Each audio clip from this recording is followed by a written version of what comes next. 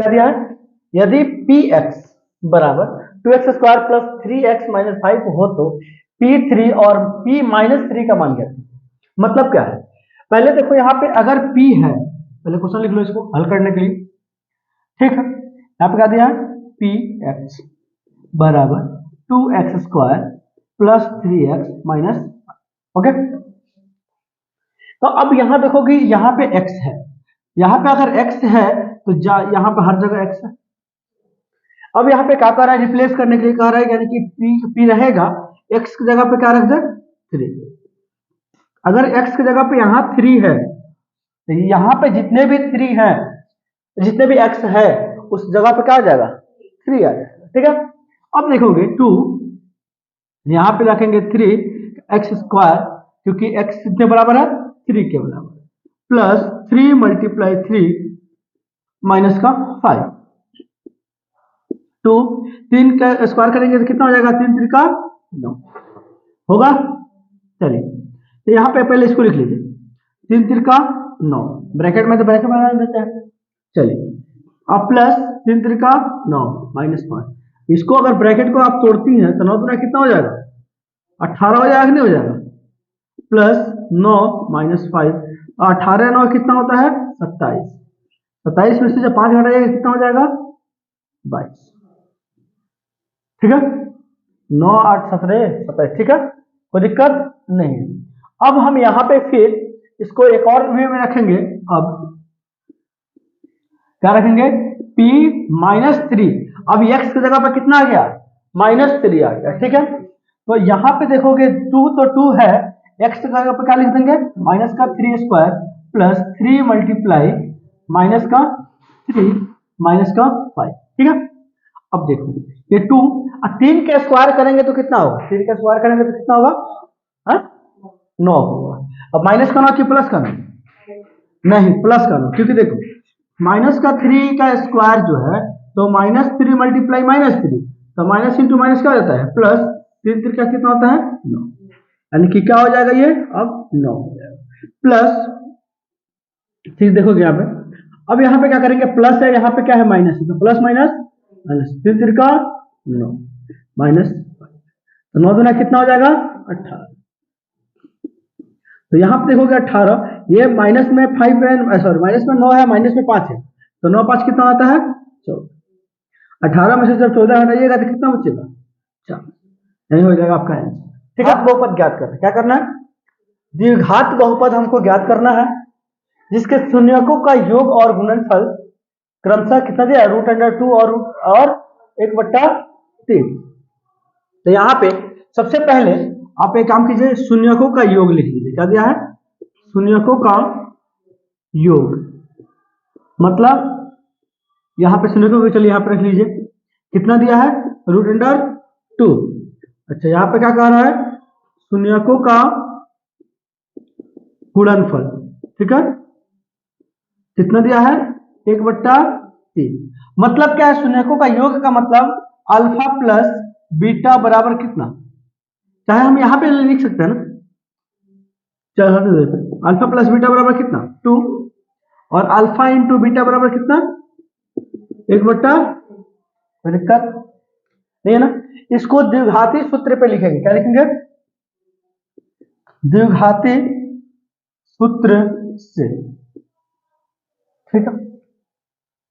अब इसको द्विघाती जो सूत्र बनाने, बहुपद बनाने का जो सूत्र होता है, द्विघाती बहुपद बनाने का जो सूत्र होता है, ये होता है x² minus alpha plus beta x plus alpha into beta होता है। चलिए जाहिर सी बात है कि x² यहाँ पे दिया है, तो दिया है अल्फा प्लस बीटा का वैल्यू कितना दिया, देखिए तो √2x, अल्फा इंटू बीटा का वैल्यू देखिए तो कितना दिया है 1/3, ठीक है। ब्रैकेट को खोल देते हैं, x² माइनस √2x प्लस 1/3, तो ये नीचे में जो 3 है ना, इस 3 को आपको हटा देना है, क्या करना है हटाना है, तो हटाइएगा तो क्या होगा, देखिए एकदम सिंपल फॉर्म में लिखना है, तो नीचे में अगर 3 है ना तो सबको 3 से गुना कर दीजिए, कितने से गुना कर दीजिएगा 3 से गुना कर दीजिए, देखिएगा अगर हम 3 से यहाँ गुना कर देते हैं तो क्या होगा, 3 में x से गुना करेंगे कितना हो जाएगा 3x², 3 दूना 6 हो जाएगा, नहीं होगा, क्योंकि ये ब्रैकेट से बाहर है और ये सॉरी रूट से बाहर, ये रूट के अंदर है, तो कभी एक साथ हो ही नहीं सकता है। तो 3 में यहाँ पे क्या छिपा रहता है? 1, तो 3 है कम 3 रूट 2x। अच्छा एक से बताइएगा यहाँ पे क्या बचेगा? 1। कैसे बचेगा? 1/3 इंटू 3, तो 3 से 3 कैंसिल हो गया, तो क्या बचा? 1 बचा कि नहीं बचा? बचा। तो अब आपके पास बहुपद क्या मिल गया? 3x² माइनस, है ना, 3 रूट 2x प्लस 1, यही था ना? चलिए ठीक है। हाथ समीकरण रूट अंडर, अच्छा 3 root 3 x square plus 10x plus root 3 बराबर 0 का विवेचन ज्ञात करें। यहाँ पे देखिएगा कि अगर बात कर रहे हैं हम लोग क्वेश्चन यहाँ पे हल करने का, तो 3 root 3 x square plus 10x plus root under 3 बराबर क्या दिया है? 0। लेकिन इस क्वेश्चन को सॉल्व करने से पहले ये समझिएगा कि विवेचक किसे कहते हैं, ठीक है? विवेचक का या कहो या विविक्तकर कहो, ठीक है ना? विविक्तकर कहो एक ही चीज होता है, ठीक है ना? विविक्तकर का मतलब विवेचक कहो या विविक्तकर कहो, दोनों का मतलब क्या होता है? हम लोग किसे दिखाते हैं? डी से। डी पर क्या होता है? डिस्क्रिमिनेट। और यहाँ पे डी बराबर क्या होता है? यहाँ पे देखोगे डी बराबर होता है b² माइनस 4ac, ठीक है? तो इसी पे थोड़ा सा और आगे हम लोग काम कर लेते हैं। तो d बराबर b² माइनस 4ac, अगर ये b² माइनस 4ac 0 से बड़ा है या 0 के बराबर है, ठीक है? तो 0 से पहले बड़ा वाला कंडीशन कंसीडर कर लो। तो 0 से b² माइनस 4ac का वैल्यू 0 से बड़ा है। 0 से कौन सी संख्या बड़ा होती है? जो भी धनात्मक संख्याएं होंगे, जो भी प्लस में संख्याएं होंगी, वो क्या होगा? वो 0 से ऑलरेडी बड़ा होगा। चाहे नहीं 0.0000001 हो, फिर भी ये 0 से बड़ा है, ठीक है? तो यहाँ पे अगर हम बात कर लेते हैं कि अगर इसका वैल्यू अगर 0 से बड़ा है तो इसकी प्रकृति कैसी होगी? प्रकृति आपसे पूछ देता है, ठीक है ना? आपकी इसकी प्रकृति कैसी होगी? तो कहिएगा वास्तविक। क्या होगी? वास्तविक होगी और असमान होगी। क्या होगी? असमान। वास्तविक और असमान, ठीक है? याद रखिएगा, ठीक है? दूसरी चीज, अगर b² माइनस 4ac, इसलिए बता दे रहा है इस टाइप का आगे भी क्वेश्चन आपको देखने को मिलेंगे, ठीक है? अब मॉडल सेट है तो मॉडल सेट में कौन सा टॉपिक, कौन सा क्वेश्चन कहाँ पूछेगा, ये किसी को पता नहीं है कि नहीं? इसलिए तो b² माइनस 4ac अगर 0 के बराबर हो जाए तो इसकी प्रकृति कैसी होगी? वास्तविक तो होगी ही होगी, है ना? वास्तविक तो होगी होगी, लेकिन क्या होगी? समान होगी। अब समान का मतलब क्या होता है? असमान का मतलब क्या होता है? इसको जो कभी भी आप सॉल्व कीजिएगा ना, तो इसका जो शून्यक निकलेगा, क्या निकलेगा? जो भी शून्यक निकलेगा या मूल जो भी निकलेगा, क्या होगा? दोनों एक समान होगा। बराबर का मतलब दोनों एक समान होगा, और 0 से बड़ा यानी कि दोनों अलग अलग होगा। क्योंकि आपको पता है कि द्विघात समीकरण या द्विघात बहुपद जो भी होता है, उसका शून्यक या मूल जो भी होते हैं 2 होते हैं। कम से कम कितने होते हैं? 2 होते हैं। चल 2 होते हैं, या तो 2 मतलब 2 से ज्यादा तो हो ही नहीं सकते हैं, एक भी हो सकता है। एक का मतलब दोनों, दो कभी कभी नहीं आ जाता है, तो इसीलिए, ठीक है? अब एक चीज और है यहाँ पे, b² माइनस 4ac का वैल्यू अगर 0 से छोटा हो जाए तो क्या होगा? यहाँ पे क्या होगा? यहाँ पे अवास्तविक होगा। क्या होगा? अवास्तविक होगा। और अवास्तविक जब हो जाएगा तो असमान तो होगा ही होगा, सिंपल सी बात है, ठीक है ना? इससे बात समझ में आ गया? तो अब आपसे कह रहा है यहाँ पे विवेचक निकालिए। क्या निकालने के लिए कह रहा है? विवेचक। तो इसमें देखिएगा, पहले लिख लीजिए a बराबर 3 रूट 3, b बराबर 10, c बराबर रूट अंडर 3। हो गया, ठीक है? उसके बाद आपको क्या करना है कि सीधे से विवेचक के निकालना है। यहाँ पे लिखना है विवेचक। विवेचक का बराबर क्या होता है? b² minus 4ac। तो b का वैल्यू कितना है? देखिए तो 10 है, तो 10 के स्क्वायर माइनस 4। a का वैल्यू कितना है? देखिए तो 3 रूट 3। और c का वैल्यू कितनी है? रूट 3। 10 का स्क्वायर करेंगे कितना हो जाएगा? 100। और इसको गुना कीजिएगा, देखिए तो यहाँ पे कुछ नहीं है, यहाँ पे 1 है, तो 4 3 12। 12 में 1 से गुना कीजिएगा, क्या हो जाएगा? 12। रूट 3 को रूट 3 से गुना कीजिएगा, क्या हो जाएगा?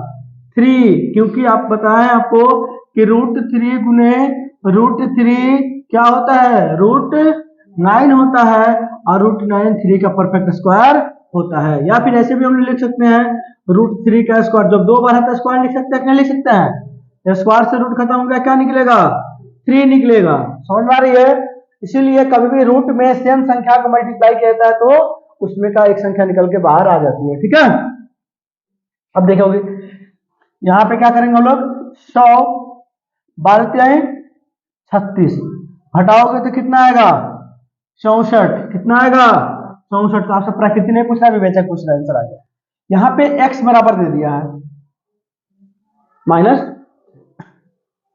कह रहा है कि इसको चेक करके बताइए इसका हल है कि नहीं है। ठीक है, अब हल है कि नहीं चेक करने के लिए क्या करना पड़ेगा, देखिए तो करना ये पड़ेगा, देखो कि x का वह वैल्यू, क्या, x का वह वैल्यू जिसको ये समीकरण में रखने पर अगर समीकरण का वैल्यू इस 0 के बराबर हो जाए तो वो संख्या क्या है, उसका हल है, नहीं तो उसका हल नहीं। ठीक है, मान लो कि सपोज तुम कोई चीज रखी हो, सपोज, ठीक है, यहां पे मान लो कोई चीज तुम रखी हो, किसी ने आया, उसका इरादा है कि चोरी करेगा, लेकिन तुम कहीं गई आई फिर भी उस बेचारा उसने चोरी नहीं किया, तो क्या वो चोर है?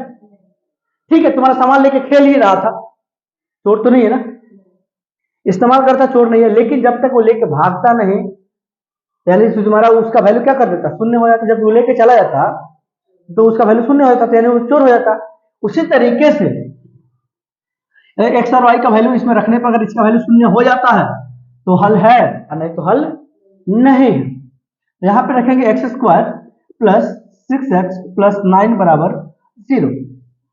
एक्स का वैल्यू देखिए कितना दिया है, माइनस का 3 का स्क्वायर, 6 मल्टीप्लाई माइनस 3 प्लस 9 बराबर 0। 3 का स्क्वायर कितना हो जाएगा, 9, और प्लस और माइनस कितना हो जाएगा, माइनस 6 का 18। ठीक है, अब देखोगे ये 9 और ये 9 कितना हो जाएगा, 18, और ये होगा 18, 18 में से 18 गया तो क्या बच गया, 0। यानी कि देखो तो दोनों साइड 0 आ गया कि नहीं आ गया, LHS और RHS दोनों बराबर हो गया कि नहीं हो गया। तो ये क्या है इसका, यह इसका हल है। 18 और 15 होल 1/2 और 13 का कौन सा पद माइनस का 47 है। ठीक है, अब यहां देखोगे सबसे पहले हम एपी को लिख लेते हैं, समाप्ति सरणी को लिख लेते हैं। तो एपी बराबर क्या दिया हमारे पास, 18, 15 1/2 और 13। ठीक है, डाइजेस्ट करके कह रहा है कि माइनस का 147 जो है किस पद पे आएगा, यानी कि आपको पद पता नहीं है। ए एन आपको पता है, लास्ट वाला पद को क्या मानते हैं, ए एन, आपको ए एन पता है।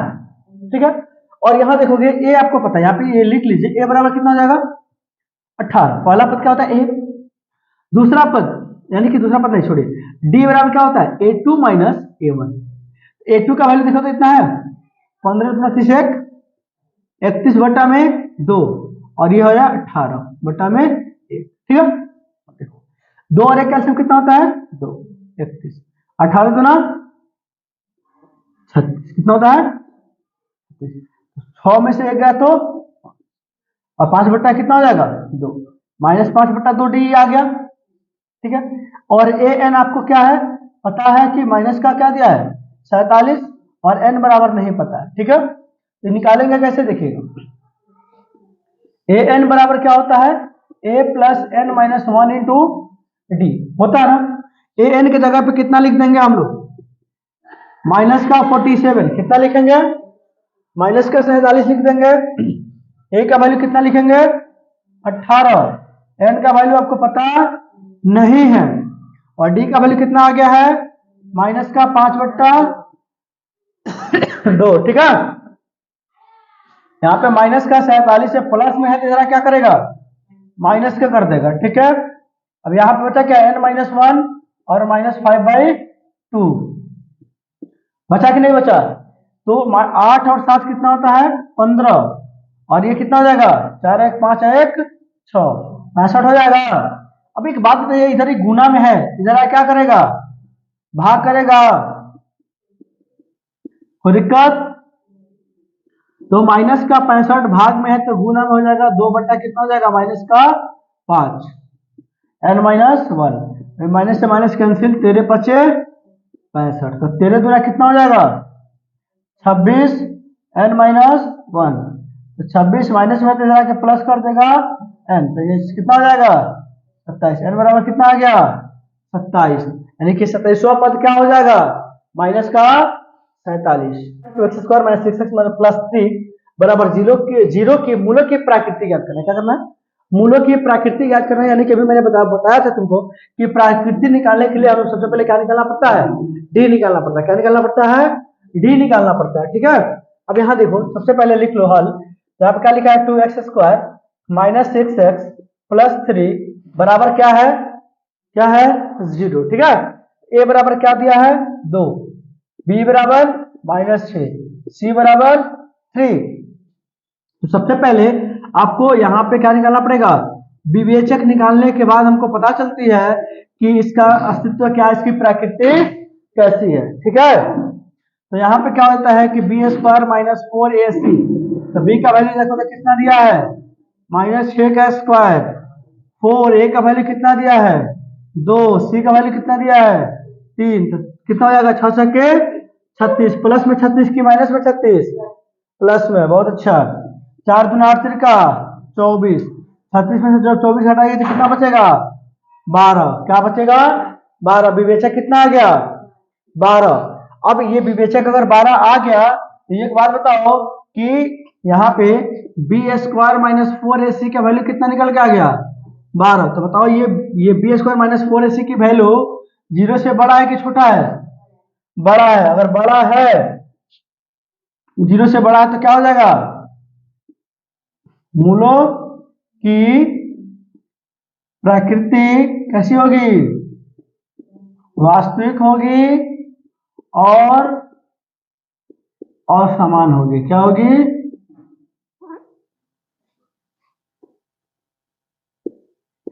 असमान होगी। ठीक है, कोई दिक्कत